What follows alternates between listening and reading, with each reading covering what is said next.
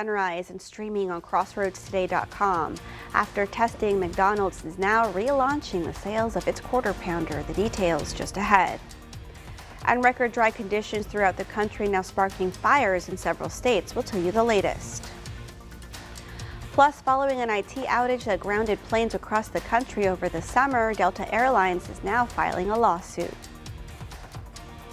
And we're tracking a little bit more patchy fog out there on the crossroads this morning. We'll take a look at that. But for us, our rain chances are finally on the rise for the rest of this week. And we also got some stuff we got to look at in the tropics again. All that in the weather coming up. Coming up in sports, we're talking Texas A&M as they continue to make their case in the college football playoff race, along with the Houston Texans. So stay tuned. You're watching 25 News Now Sunrise. Good morning, Crossroads, and happy Monday. I hope you're having a great start to your week. Yeah, it's a brand new week, Carolina. And it's the last week to early vote in this November 5th general election. That's right, it is. It's also the last week of October, if you'll believe that. Yes, October, breast cancer month, and it's also the spooky season, right? Spooky Halloween season, is on Thursday. Spooky season is right around the corner, Carolina. But I was going to say, but we're going to take a look at that here in just a second because I want to stop you, Carolina, because we have a little bit of patchy fog that we're dealing with out there this morning. Looks like a little bit of the fog has finally lifted up in the Cuero area. You can finally see the water tower. It actually doesn't look foggy at all in Cuero right now. If you were tuning in with us just half an hour ago, it was really foggy in Cuero. I don't know what happened to all of it, but right now it's 68 in Cuero, your dew point 1 degree off, bringing humidity to 98%. But looking at the fog map, as promised, it is still out there. You can see some of us are still experiencing a little bit of it out there. So just make sure to be careful on the roads. That fog will be clearing between 8:30 to 9:30 as the humidity starts dropping and as that sun starts coming up in the sky. But why we're experiencing a little bit more fog out there this morning is because our winds are still very light to calm coming to the southeast and the Gulf, bringing in all that humidity. But tonight is going to be, or this morning is going to be the last morning with the fog because it's going to be breezy going into this afternoon and overnight tonight, which is going to provide a little bit of mixing in their atmosphere. But gusts today going to be gusting up to 20 to 25 at times today. So just be careful with that. So if you're sending your kiddos at the door this morning, packing for a patchy fog, kind of cool morning, a little bit humid out there as well. Be careful on the roads. But as they're heading back home, it's going to be another warm day. And we're going to take a look at the details on that coming up next. Carolina. A company spokesperson says McDonald's Quarter Pounder beef patties are not the source of a recent E. coli outbreak. The spokesperson cited testing by the Colorado Agriculture Department. Testing found that no E. coli was detected in samples of beef patties linked to the deadly outbreak. Officials believe the most likely source of contamination was slivered onions from a Taylor Farms facility in Colorado Springs. The onions were sold in stores in Colorado, Kansas, and Wyoming. McDonald's says it will resume sales of its Quarter Pounder. Late October heat is being felt across the Midwest and the South today and is spreading east this week. Those high temperatures and drought conditions are creating dangerous fires in several states. This morning, record-setting drought conditions have sparked fires across the country. In Connecticut, officials are deploying drones to monitor brush fires and helicopters to extinguish them. We had about an average of 5 or 6 drones per day. Some impeding some of the Blackhawks that were coming into their flight line. The so-called rush fire in Oklahoma has burned more than 10,000 acres in 3 days. Smoke billowing through the air, flames lighting up the mountain range. Firefighters in Texas bringing in extra planes and helicopters to battle fires as a precaution. While people in Salem, Massachusetts, a city famous for its Halloween festivities, are dealing with very real fears. Brush fires, 130 acres in the area, have already burned. The breeze picked up significantly today, and when that happened, it went from a manageable event to a quite stressful event. Near record dry conditions are fueling the flames. More than 40 states are affected by drought, with little to no rain expected in the east this week. The conditions also disrupting agriculture. This Christmas tree farm in New Jersey is irrigating around the clock. And the Garden State's usually vibrant cranberry bogs, a $20 million per year industry, are drying up.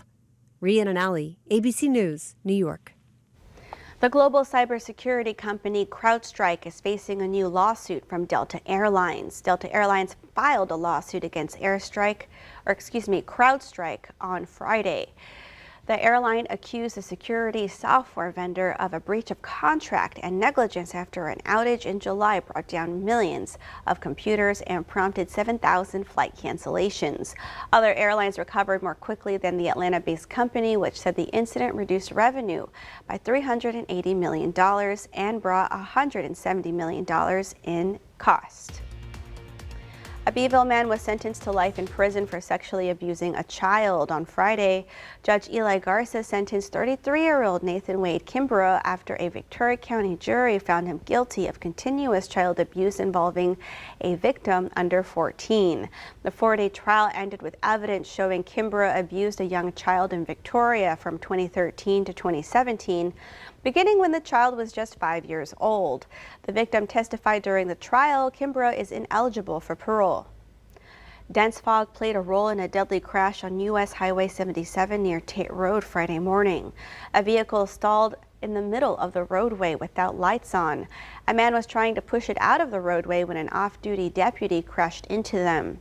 The man and a child in the vehicle were not hurt. The woman in the stalled vehicle, 25-year-old Jaslyn Martinez, died.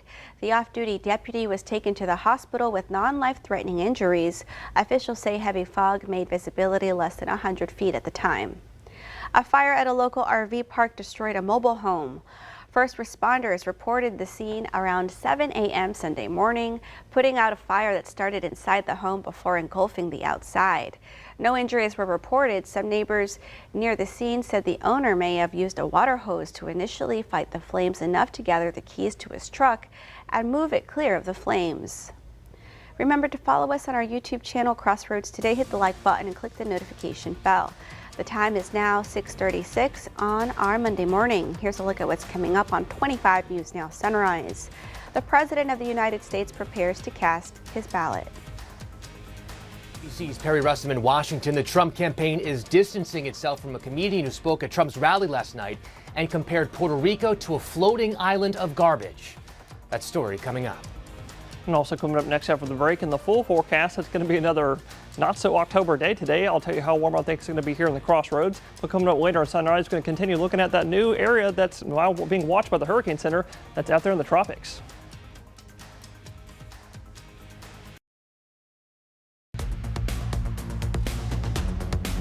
Well, good morning, Crossroads. You're looking live in Victoria this morning. It looks like most of that fog has mostly resided by now, but I promise there is still a little bit of fog out there in the Crossroads. So just make sure to be careful on the roads. Fog will be clearing, like I said, between 8:30 to 9:30. But right now in Victoria at 61 degrees, a little bit cool out there, but definitely plenty humid with the dew point matching that, bringing you 100% humidity, which is basically guaranteeing we're seeing a little bit of fog out there. Can't really see it too much though on the Victoria camera right now. But as we go into the afternoon time, that fog will be burning off right back to partly cloudy skies in the morning time. And I think that partly cloudy skies will last with us until the to around noontime. This computer thinks mostly sunny by then, but in the afternoon time, I think it's going to be mostly sunny skies with maybe one or two light to moderate showers out there today. I do have chances today at 10% for the rain. So if you do see that today, I think you'd be really lucky because chances tomorrow are going to rise to 20%. But in the background today, most of us are going to see mostly sunny skies today, bringing us another warm one. And I'm thinking about 89 here in Victoria today. It's going to be about mid-80s and around noontime. But in the afternoon, like I said, 89 here in Victoria. Everybody else is going to see around the same thing in the upper 80s. Unless you're along the Media Coast, you're going to see highs in the mid-80s for today. But in the background, the good news is there's a silver lining with the pollen today. The silver lining is that the ragweed pollen is low today with that breezy Gulf wind. Not really any ragweed in the waters, but tree pollen and grass pollen are still going to be moderate today, so I'll let y'all know. Please be careful with that. But if you're going to the beach today, it's not going to be too bad of a day. Slightly choppy waves that there is going to be a little bit breezy, 10 to 15 knots out of the southeast and gusts up to 20 at times, and your water's still pretty warm at around the mid and low 80s. But we got lots more upper 80s air temperatures to come our way all the way into this week and early next week with those rain chances picking up. We're going to take a look at that coming up next and also look at what's going on in the tropics.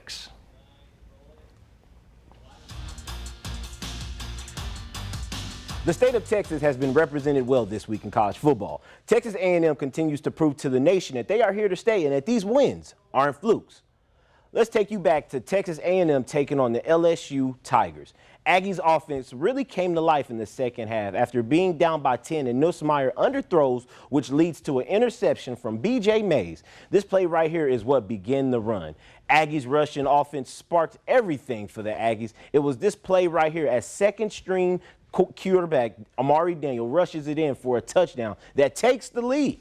Amari Daniels led the team in rushing with 91 yards, and Le'Veon Moss had 83 rushing yards and 2 touchdowns. The Aggies win it. Final score 38-23.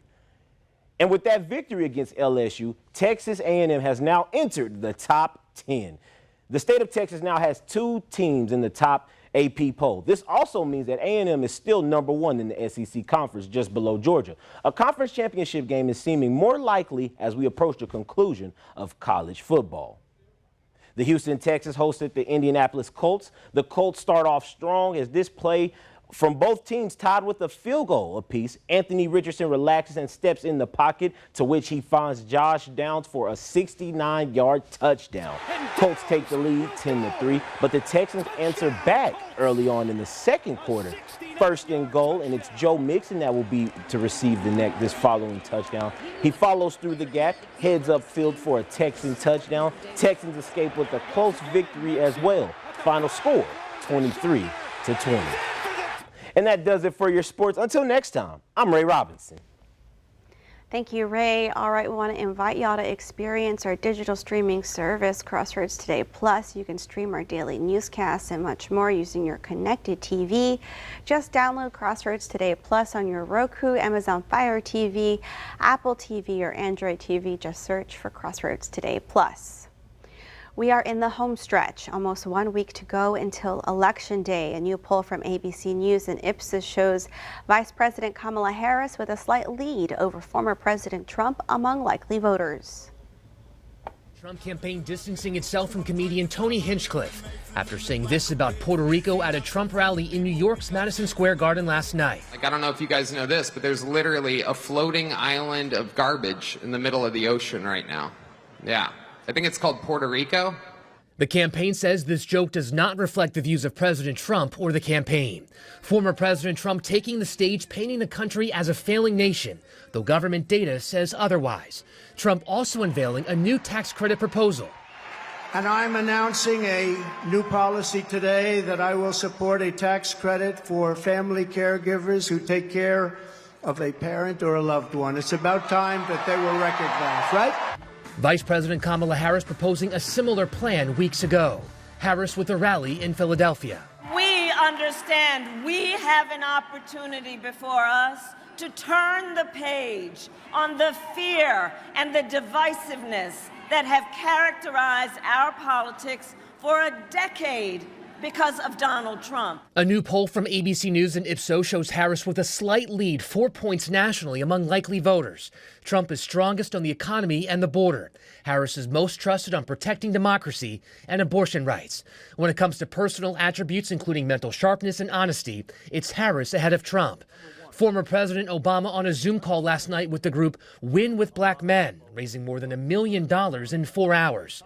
Former First Lady Michelle Obama defending Harris over the weekend in Michigan. Some of us are choosing to ignore Donald Trump's gross incompetence while asking Kamala to dazzle us at every turn. Today, Trump heads to Georgia to speak at the National Faith Advisory Board. Harris travels to Michigan to discuss jobs and the economy, 2 states that could decide this election. Perry Russum, ABC News, Washington.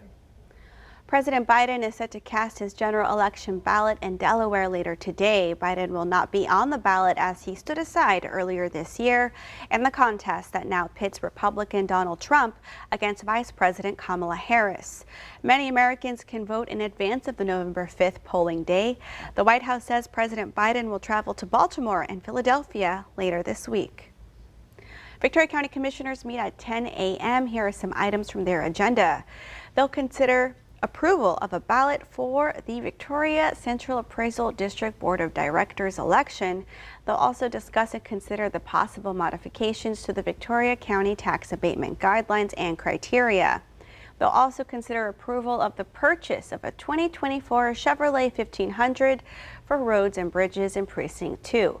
The court meets on the second floor of the courthouse at 115 North Bridge Street in room 241. The time is just about 6:46 on our Monday morning. Still to come, child care expenses continue to grow.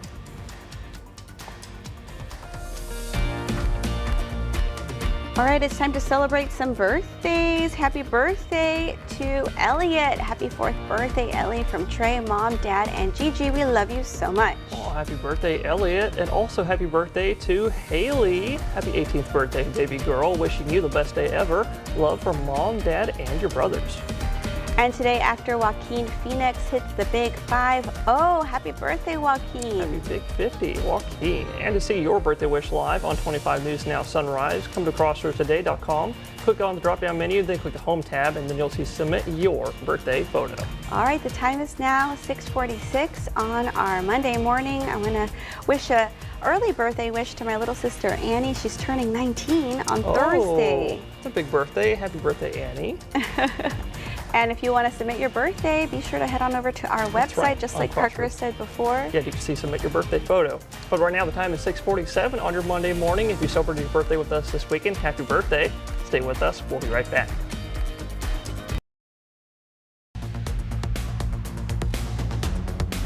Well, good morning, Crossroads. We do have a couple big weather pattern changes that are going to be coming our way over the next couple weeks, and we're going to start looking at that now. And one of those big weather pattern changes is going to put us back on Tropics Watch as we go into next week. We'll look at that here in just a second. Because starting out with the big first pattern that's going to be coming our way is going to be this gigantic upper level low trough that just came off the Pacific yesterday. That's going to continue moving east or east northeast as we go into mid this week. And actually, as we go into mid this week, it's going to be ejecting itself off of the Rockies and heading northeast towards the Great Lakes. And what that's going to do is that's going to build up a new high pressure dome over the East Coast and over parts of Dixie Alley as well. And as that low ejects off the Rockies and moves towards the Great Lakes, that's going to push it, shunt it a little bit further off the East Coast. And going into late this week and into this weekend, we could be looking at something trying to form with that high pressure over there in the tropics. But then I'm going to let y'all know, here comes the big next low that's coming out of the Pacific. This one's a much stronger one. This one, I will let y'all know, I think this one might be bringing our next fall cold front as we go into late next week. But until then, it's going to be warm with high pressure still over us. But what I was talking about just a second ago with that high pressure that's moving off the eastern coast with clockwise spinning winds, that's going to encourage anything that does form out there in the Caribbean to move possibly northwest. So depending on where this high pressure moves as we go into mid and late next week, that's going to determine where this 40% chance of formation forms or where it moves as we go into mid to late next week and go northwest or maybe even more north as we go into the Atlantic. So stay tuned. We're going to have more details on that next week and more coming up later on Sunrise. Now to the cost of childcare. The burden for families just got even more expensive. The question now is will there be any relief? This morning, a new study finds the typical American household with one infant is now spending about 15% of its total income on daycare. That amounts to spending an average of $14,070 per year per infant. ABC station KOMO in Seattle recently held a town hall on the issue. Most of the places were more than our mortgage, which seems kind of crazy. Having 2 kids go to daycare 2 days a week in Seattle, still the cost of it will be more than my take-home pay. It's been a hot topic on the campaign trail. Former President Donald Trump. We're going to be taking in trillions of dollars. And as much as child care is talked about as being expensive, it's relatively speaking not very expensive compared to the kind of numbers we'll be taking in. Vice President Harris. My plan is that no working family should pay more than 7% of their income in child care. Many child care centers say post-COVID, they've struggled with staffing shortages and the expiration of federal funds and have been forced to pass higher costs onto families. Those costs, according to one survey, have prompted 45% of working mothers to consider leaving the workforce or reducing their work hours. Which has a direct impact then on our economy. You see the businesses, everyone has help wanted. The new study ranked states on daycare costs. The 3 least affordable states were New Mexico, Hawaii, and New York. Allison Cossack, ABC News, New York. And that leads us to your viewer poll. You can scan the QR code right there on your screen to take part. Today we want to know, should there be more financial help for childcare? Okay, let's take a look. 55% of you say yes and 45% of you say no. Come to crossroadstoday.com/vote to take part in our viewer poll. More high earnings households are living paycheck to paycheck. The Bank of America released a report that says about a fifth of U.S. households that earn more than $150,000 a year are in that situation. The bank says inflation, pricey mortgages, and big utility bills are stretching family budgets thin, even for higher earners. The analysis says some households may find relief as inflation rates drop and children age out of childcare. Still to come on Sunrise, news to know before you go. Learn who was rescued by the Coast Guard after their boat capsized.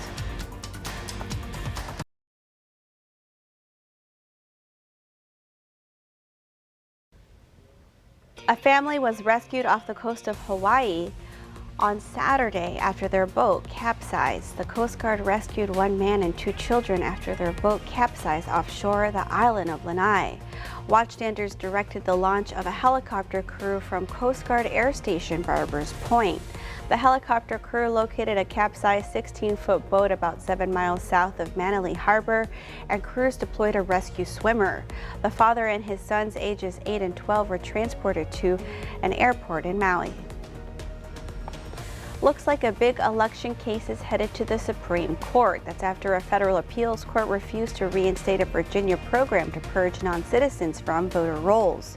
Sunday's decision by the 4th U.S. Circuit of Appeals comes after a federal judge Friday ordered state election officials to restore the registrations of about 1,600 people.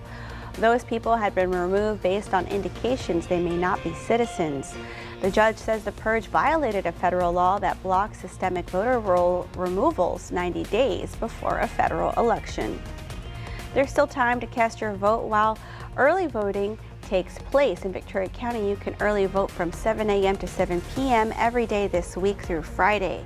Early voting takes place at the Dr. Petty Dodson Public Health Center. That's at 2805 North Navarro Street. The latest report sent Saturday evening showed out of the total number of voters in Victoria County, 24.3% of them have either cast their vote in person or by mail. So far, 12,190 people have cast their votes in person, and 2,581 votes have been sent in by mail. Texas challenged federal supremacy by creating a state crime for illegal entry into the U.S. The courts will decide whether it's constitutional or whether other states can follow Texas's lead. Read this story by the Texas Tribune on our website, crossroadstoday.com. And we want to invite you to experience our digital streaming service, Crossroads Today Plus. You can find it on your connected TV through Amazon Fire TV, Roku, Apple TV, and Android TV. Just search for Crossroads Today Plus. And we have time for a last look at our forecast with Parker. Parker, is the fog really heavy this morning? I know that our sunrise is going to get pushed back even further, causing some concern for commuters having to deal with that heavy fog. Yeah, that's right, Carolina. In fact, last week, if y'all had tuned in with us earlier last week, we had some very dense fog that led to a fatality. Unfortunately, we had a story earlier on the Sunrise Show. But right now, looking alive on the coast, not super foggy on the coast, but in the inland areas, you're going to see a little bit more of that dense fog.